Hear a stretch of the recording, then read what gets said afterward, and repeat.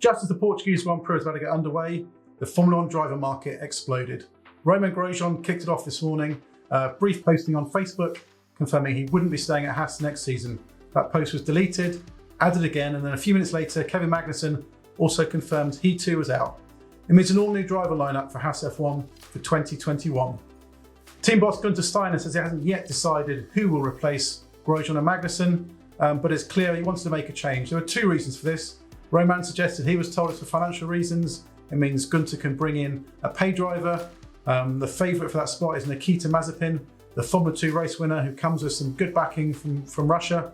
And also speculation also that Mick Schumacher, who comes with backing from Ferrari, he's part of their junior driver development programme, will also get the step up to the Formula 1 seat in 2021. Steiner says he's not yet made that final call yet though, wants to evaluate a few things, and it's not impossible yet. He could yet take an experienced driver, maybe Nico Hülkenberg, maybe Sergio Perez. There's no shortage of options.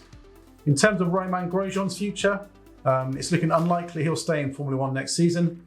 More likely is a potential switch to maybe Peugeot, the hypercar project. He's expressed some interest in going there. Could be central to them and would love to race at Le Mans and win at Le Mans. And for Kevin Magnussen, he's eager to remain in F1, but it's very late in the season now. Very, very few opportunities for competitive seats available. He does want to get back into a race-winning machinery though. He's hinted at IndyCar, but that would be a very slim chance for next season. More likely, however, could keep a foot in the door. Could he take a Ferrari simulator role, a reserve driver role, keep himself in the spotlight and target a return to race machinery in 2022? The news about Haas has obviously left the driver market in a state of flux. A lot of seats, although they seem to have been settled before, like we saw with Sergio Perez and Sebastian Vettel, contracts are only worth as much as the paper they're written on, and things can change. So there could be a lot of developments coming up yet. However, there are some seats that are settled for next year and some seats there aren't. At Mercedes, Valtteri Bottas is the only confirmed driver so far. He did his contract earlier in the year, got rid of that speculation to allow him to focus on winning races. Lewis Hamilton doesn't yet have a deal in place. It's expected he will remain, but Toto Wolff said recently there hasn't yet been time to sit down with the compressed calendar, with the complications caused by the coronavirus pandemic. There hasn't been a gap in the schedules yet for them to sort a contract out. But I think there's no one speculates, no one believes that Lewis will be anywhere else but at Mercedes next season. At Ferrari, they made a decision earlier this year to decide, even before racing got underway, what they would be doing for 2021. Charles Leclerc's already part of a long-term contract at the team. He looks well set, no questions there. Ferrari decided they would not retain Sebastian Vettel after this year. They informed him of that news and swiftly swooped for Carlos Sainz. They wanted someone for the longer term.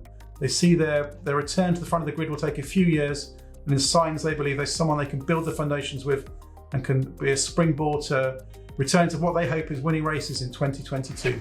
Red Bull seem to be quite settled for next year. Max Verstappen is part of a long-term contract.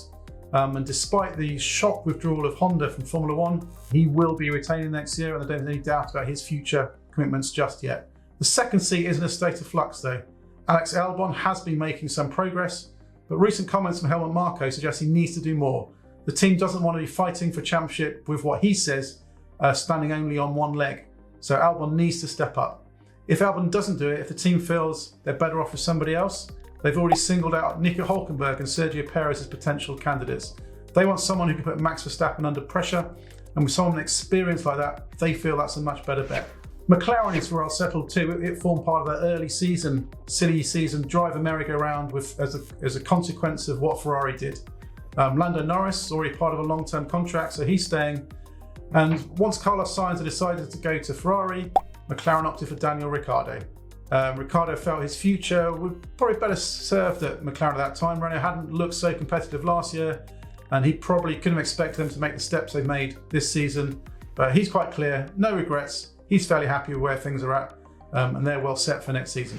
Renault's another team that's already pretty clear on what it's doing. Once Daniel Ricciardo had left, there was obviously some disappointment because the team felt his mind could have been changed if he'd seen how competitive their car had been.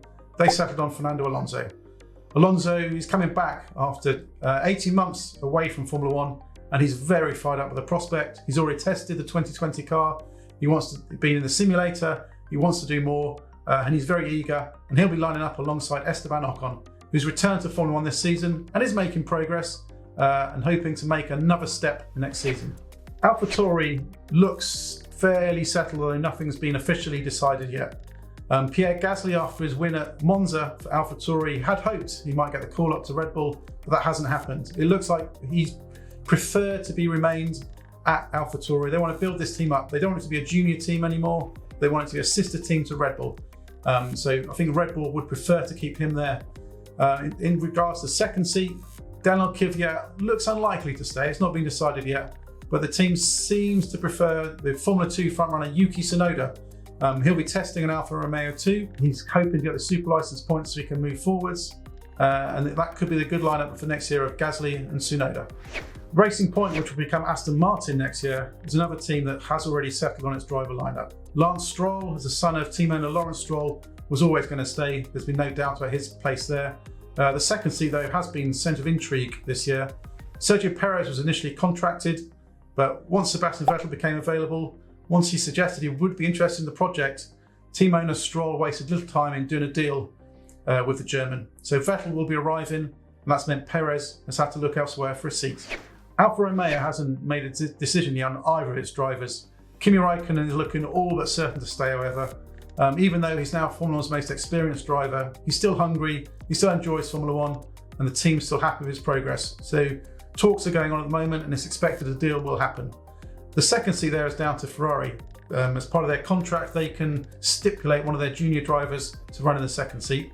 Antonio Giovinazzi has made some good progress in recent races, and the indications are that he will more than likely be given another season to develop, to progress, and Ferrari want to continue to reap the rewards of investment they've already made in the Italian's contract.